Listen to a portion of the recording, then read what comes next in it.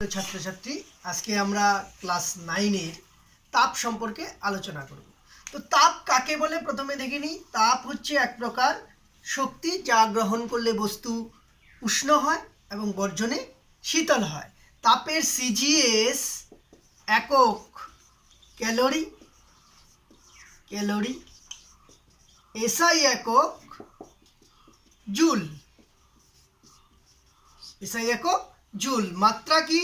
যেহেতু এক প্রকার শক্তি, তাহলে শক্তির মাত্রা mL²T-2। এই হচ্ছে তাপ। এবার তাপ কোনো বস্তুতে যদি তাপ দিই তাহলে কি কি ঘটনা ঘটতে পারে দেখে নিই। তাপের ফল, তাপীয় ফল কি কি হয়। কোনো বস্তুকে যদি আমরা তাপ দিই তাহলে বস্তুর এক উষ্ণতা বৃদ্ধি ঘটে, দেখব উষ্ণতা বা তাপমাত্রার পরিবর্তন ঘটে। আর কি হতে পারে? 2, অবস্থার পরিবর্তন ঘটতে পারে। 3, বস্তুর আকার আকৃতির পরিবর্তন ঘটতে পারে। বস্তুর আকার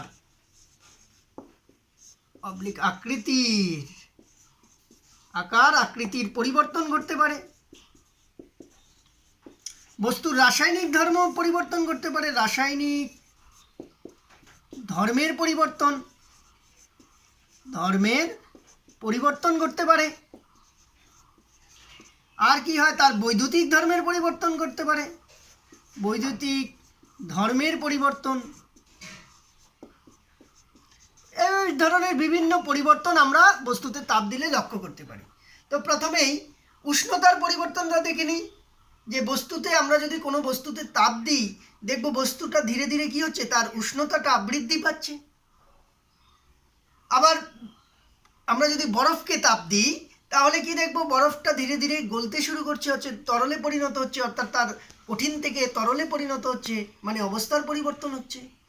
আবার কোনো বস্তুকে যদি তাপ দিই, খুব সূক্ষ্মভাবে লক্ষ্য করি, তাহলে দেখব তার দৈর্ঘ্যটা, কঠিন বস্তু যদি হয় দৈর্ঘ্য বৃদ্ধি পাবে, তরল বা গ্যাসের ক্ষেত্রে শুধু আয়তন বৃদ্ধি পায়।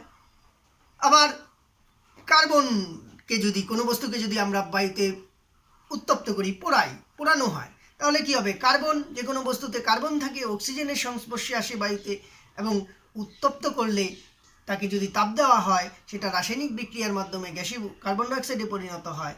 আবার কোনো পরিবাহীর যদি উষ্ণতা আমরা বৃদ্ধি করে তাপ দিই পরিবাহীকে, অর্থাৎ পরিবাহীর যদি উষ্ণতা ধীরে ধীরে বৃদ্ধি পায়, তাহলে তার কি হয়?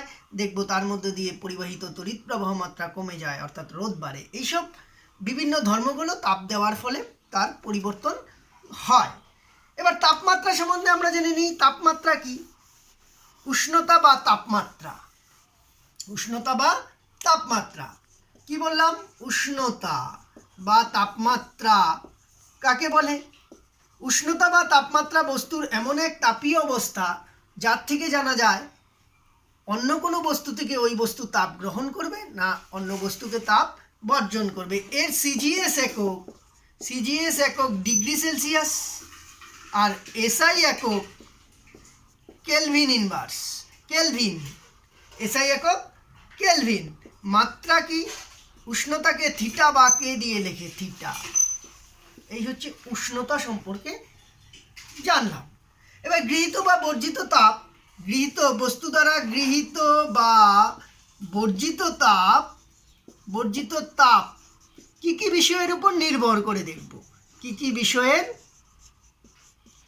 বিষয়ের উপর নির্ভর করে। তো কোনো বস্তু দ্বারা গৃহীত বা বর্জিত তাপ নির্ভর করে তার ভরের উপর নির্ভর করে। ভরের উপর কিভাবে নির্ভর করে? কোনো বস্তু দ্বারা গৃহীত বা বর্জিত তাপ বস্তুর ভরের সমানুপাতিক, অর্থাৎ ভর যত বেশি হবে তার দ্বারা গৃহীত বা বর্জিত তাপের মান বেশি হবে। উষ্ণতা পার্থক্যের উপর বা পরিবর্তনের উপর, উষ্ণতা পার্থক্যের উপর কি হয়? কোনো বস্তু দ্বারা গৃহীত বা বর্জিত তাপ বস্তুর উষ্ণতা পার্থক্যের সমানুপাতিক। আর হচ্ছে বস্তুর উপাদানের উপর,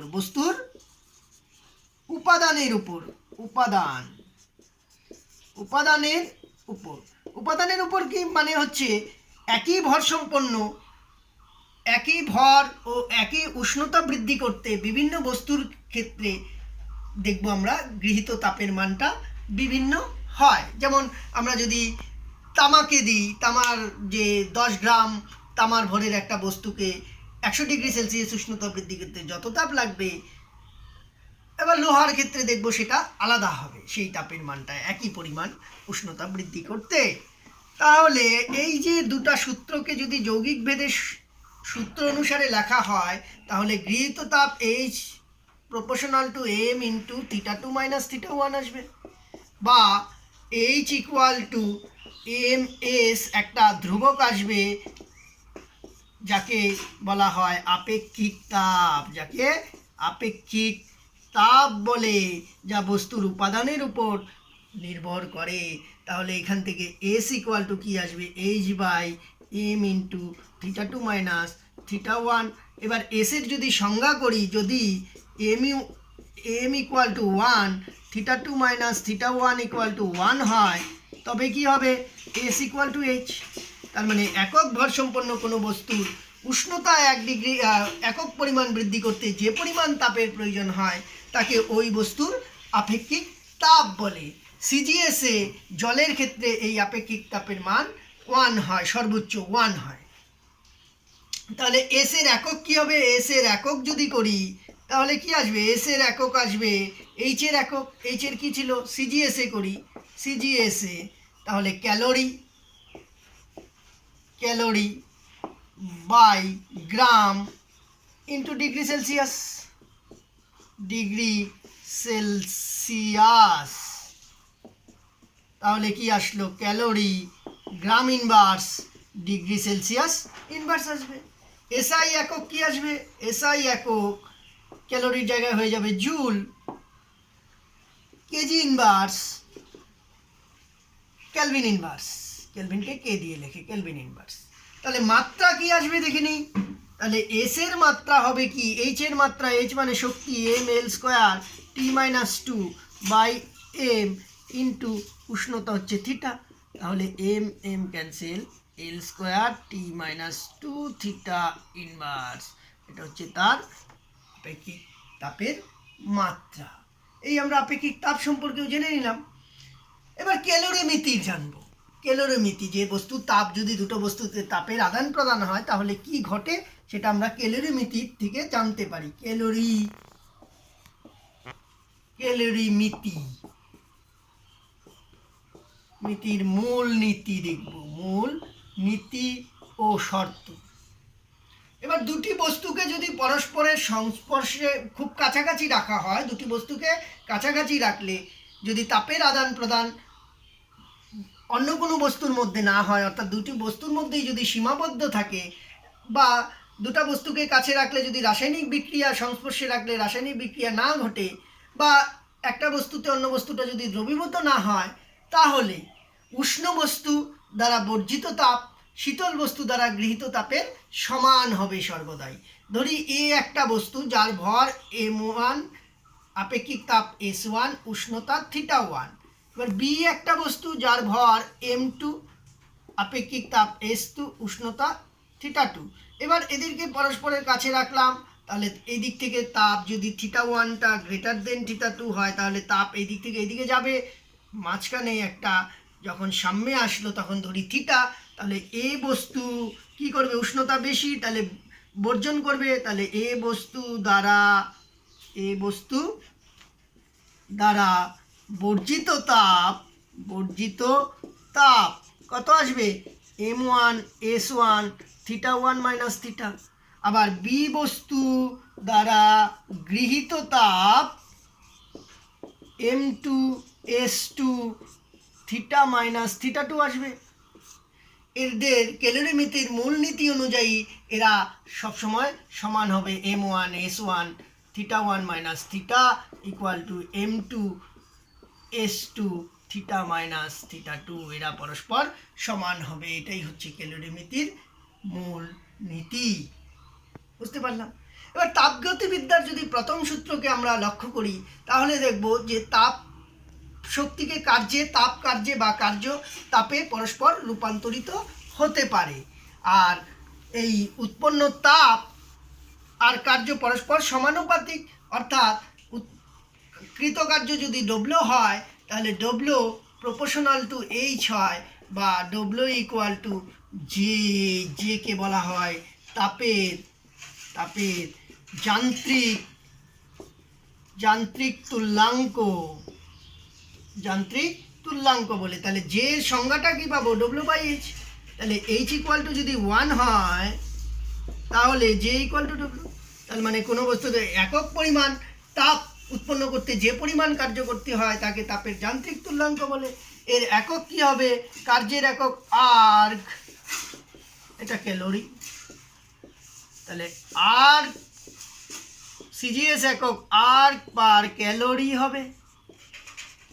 জের মান 4.2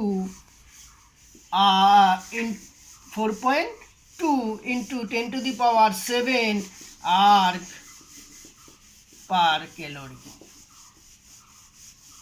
বা এসআই 4.2 আর্গ মানে এটা জুল হয়ে যাবে, জুল পার ক্যালোরিও বলতে পারি আমরা।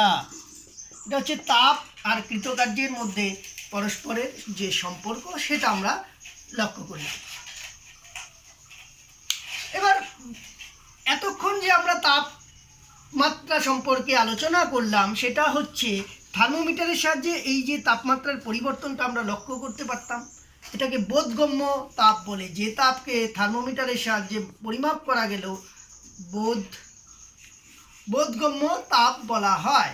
এবার আমরা অবস্থার পরিবর্তন দেখব। উষ্ণতার পরিবর্তন দেখলাম, এবার অবস্থার পরিবর্তন। কোনো বস্তুকে যদি আমরা তাপ দিই তাহলে কি লক্ষ্য করব, বস্তুর উষ্ণতা ধীরে ধীরে বৃদ্ধি পাচ্ছে।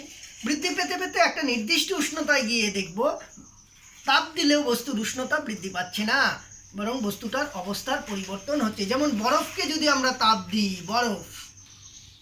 বরফকে যদি তাপ দেওয়া হয় কি হবে, ধীরে ধীরে গলে জলে পরিণত হবে।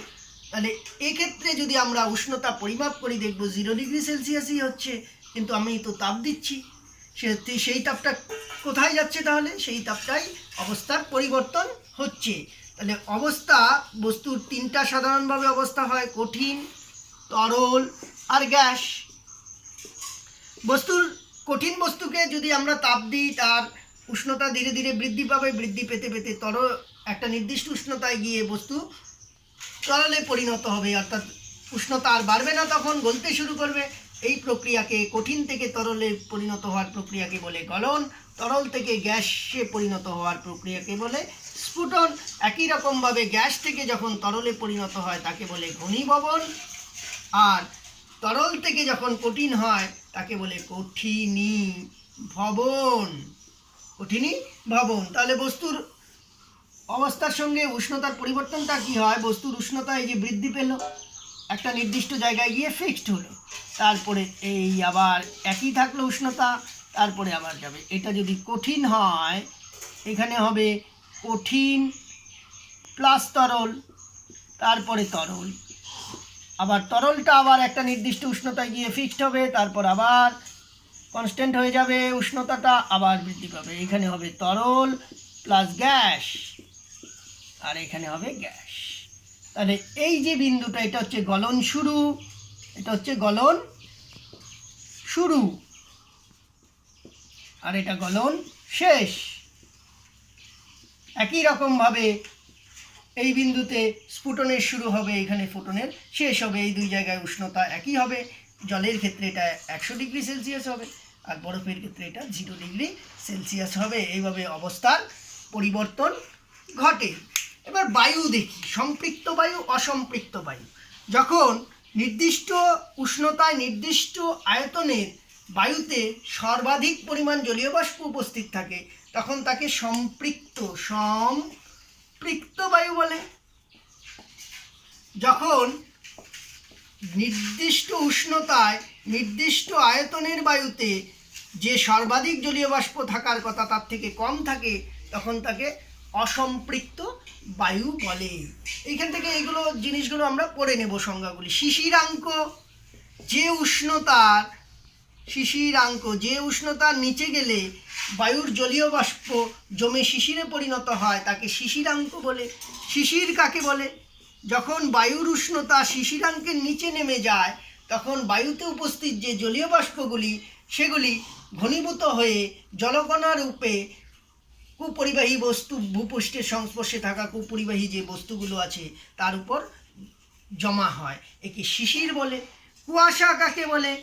বায়ুর উষ্ণতা যদি খুব কমে যায়, শিশিরের আঙ্কের নিচে নেমে যায়, তাহলে বায়ুতে যে ভাসমান জলীয় বাষ্পগুলি সেগুলি ঘনীভূত হয়ে ছোট ছোট জলকণায় পরিণত হয় এবং তা বায়ুর যে ধূলিকণা সেইগুলোকে আশ্রয় অবলম্বন করে ভেসে বেড়ায়, একে কুয়াশা বলে। ধোঁয়াশা শহরাঞ্চলে কলকারখানা থেকে নির্গত ধোঁয়ার সঙ্গে কুয়াশা মিশে গিয়ে যে বিষাক্ত পরিবেশের সৃষ্টি করে তাকে ধোঁয়াশা বলে। এবার জলের ক্ষেত্রে একটা ব্যতিক্রান্ত প্রসারণ দেখব, যে সমস্ত আগেই বললাম অবস্থার পরিবর্তন ঘটে আর আকৃতির পরিবর্তন ঘটে। কঠিন বা তরল যে কোনো বস্তুকে সাধারণভাবে আমরা তাপ দিলে তার উষ্ণতা বৃদ্ধির সঙ্গে সঙ্গে আয়তনটা বৃদ্ধি পায়, কিন্তু জলের ক্ষেত্রে দেখব জলের প্রথম 4 ডিগ্রি পর্যন্ত জলের আয়তন বৃদ্ধির পরিবর্তে হ্রাস পায়, একে জলের ব্যতিক্রান্ত প্রসারণ বলে। অর্থাৎ জলের যদি উষ্ণতা বৃদ্ধি করি, আয়তন এইদিকে যদি উষ্ণতা হয়, উষ্ণতা বৃদ্ধি করি, তাহলে দেখব প্রথম 4 ডিগ্রি সেলসিয়াস পর্যন্ত জলের উষ্ণতাটা ধীরে ধীরে কম থাকে। তাহলে এটা সর্বনিম্ন হয় কখন? 4 ডিগ্রি সেলসিয়াসে সর্বনিম্ন। 4 ডিগ্রি সেলসিয়াস, 1 ডিগ্রি, 2 ডিগ্রি, 3, 4, 5, 6, 7 এভাবে চলবে। তাহলে জলের ক্ষেত্রে জলের উষ্ণতা বৃদ্ধি করলে দেখা যাবে 0 থেকে 4 ডিগ্রি সেলসিয়াস পর্যন্ত তার আয়তন বৃদ্ধির পরিবর্তে হ্রাস পায় এবং তারপর আবার বৃদ্ধি পায়। এই যে জলের ধর্ম, এই ধর্মকে জলের ব্যতিক্রান্ত প্রসারণ বলে। এই ধর্মের ফলেই শীত প্রধান দেশে হিমশৈলের নিচে কি হয়, বরফের নিচে জল জমা থাকে, সেই জলের মধ্যে মাছ বা সামুদ্রিক যে ছোট ছোট প্রাণীগুলো সেগুলি, সেই যে জীবগুলি, সেই জীব বসবাস, জলজ জীব জীবন ধারণ করতে পারে। এই বিষয়টা আমরা বই থেকে ভালোভাবে দেখে নেব। এই হচ্ছে আমাদের তাপের আলোচনা। সেই তাপের আলোচনা থেকে আমরা যে গাণিতিক উদাহরণগুলো দেখলাম, গাণিতিক যে অঙ্কগুলো করব, সেই অঙ্কগুলোর কি কি সূত্র আবার বলে দিচ্ছি। যে H = ms θ2 - θ1 দিয়ে একটা হবে। 2 কি হবে? m1 s1 θ1 - θ = m2 s2 θ - θ2, এটা দিয়ে হবে। আর লিন তাপ দিয়ে হবে গৃহীত তাপ H = ml। এল হচ্ছে কি? লিন তাপ। অবস্থার পরিবর্তনের জন্য লিন তাপের সংজ্ঞা তাহলে কি? H = h/m। একক ভর সম্পন্ন কোনো বস্তুর উষ্ণতার পরিবর্তন না করে কেবলমাত্র অবস্থার পরিবর্তন করতে যে তাপ প্রয়োজন হয় তাকে লিন তাপ বলে। এর একক কি হবে তাহলে? এর একক সিজিএস এ ক্যালোরি পার গ্রাম,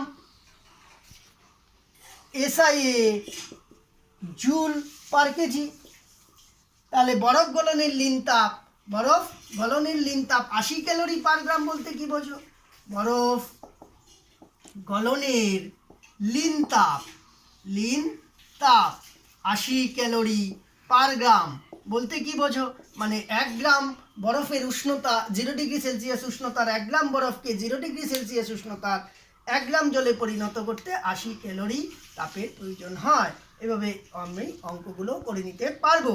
এছাড়া বায়ুর আর্দ্রতা বলে একটা জায়গা আছে, এইটার সংজ্ঞাটা পড়ে নেব। বায়ুর আর্দ্রতা কি? বায়ুতে নির্দিষ্ট আয়তনের বায়ুতে সর্বাধিক যে পরিমাণ জলীয় বাষ্প থাকতে পারে তাকে বায়ুর আর্দ্রতা বলে। আর্দ্রতা 50% বলতে কি বোঝো? তার মানে ওই নির্দিষ্ট সময় বায়ুতে সর্বাধিক যে জলীয় বাষ্প থাকার কথা তার 50% জলীয় বাষ্প আছে, সেটা মানে বায়ুর আর্দ্রতা 50%। বুঝতে পারলাম চ্যাপ্টার? ঠিক আছে, তাহলে এইগুলো